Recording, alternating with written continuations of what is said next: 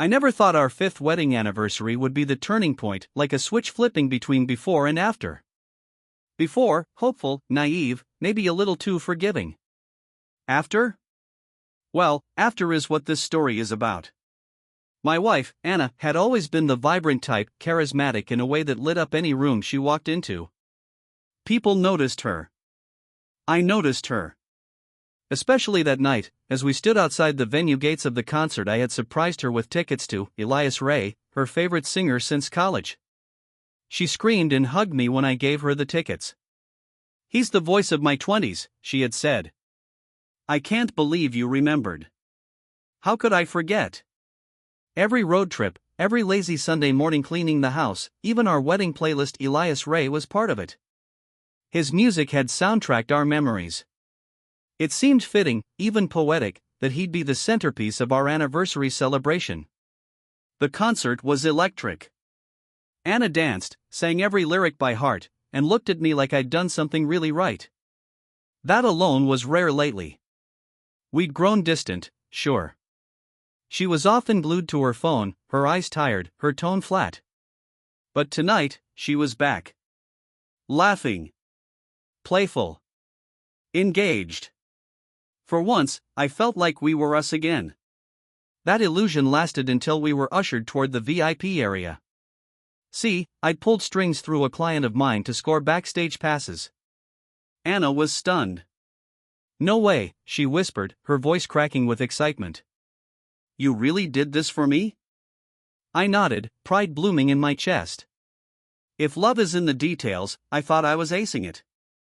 Backstage was chaos, but Elias Ray, towering, charismatic, and surrounded by an aura of too cool nonchalance, made time for a few fans. When our turn came, Anna's grip on my hand loosened. She lit up in a way I hadn't seen in years. He noticed her. Of course he did. Their conversation lasted a little longer than the others. She laughed at something he said, tossed her hair back, touched his arm casually. Elias leaned in and whispered something that made her blush. I stood there, an afterthought. When he looked at me, it was brief. "You're a lucky guy," he said with a grin that didn't reach his eyes. I should have seen it then. But I didn't. The rest of the night passed in a blur. We returned to our hotel room, quiet, distant. I asked if she was okay. "Just tired," she said, avoiding my eyes. I believed her. Like a fool. 3 weeks later, it happened. I was tidying up our shared desk when I noticed a folded paper behind the printer. Curiosity, not suspicion, made me pull it out. It was a handwritten note on fancy stationery, the kind hotels leave in VIP suites.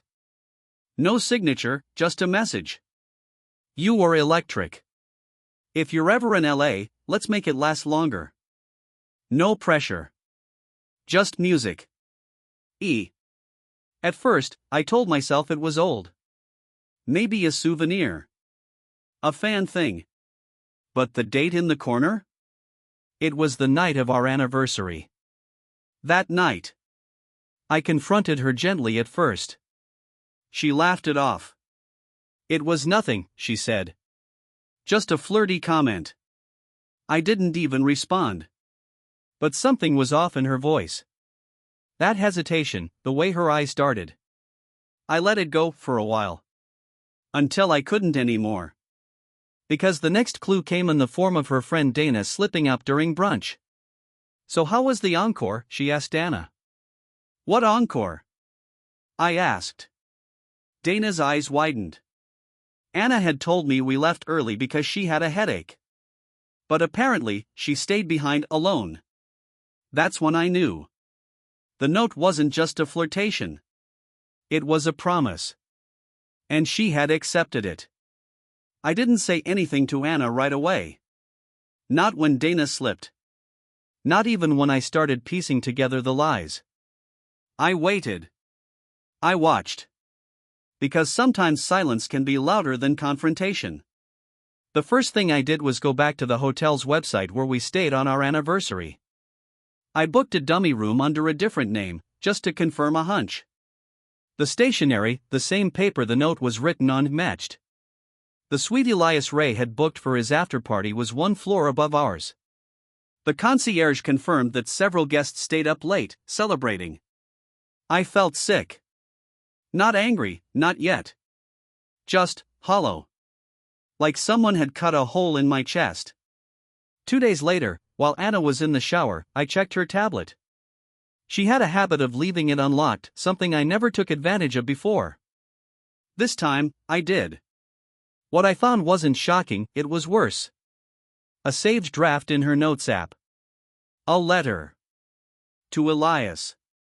It was stupid, but unforgettable. You were right, I felt alive. I don't know what this is, or what it means, but I can't pretend that night didn't matter. That night. Our anniversary. I didn't confront her that evening. Or the next.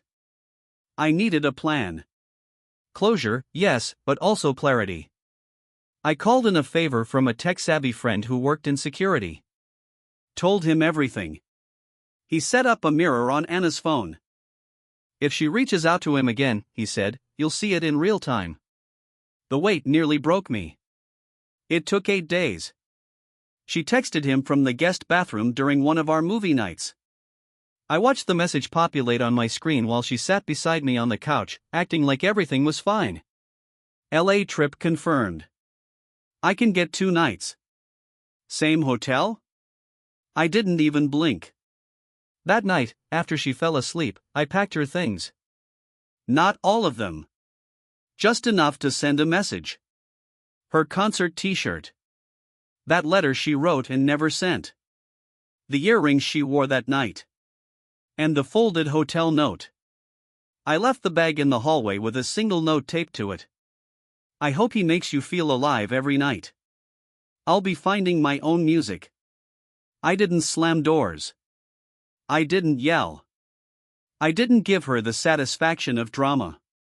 I just left. The fallout came the next morning. Voicemails.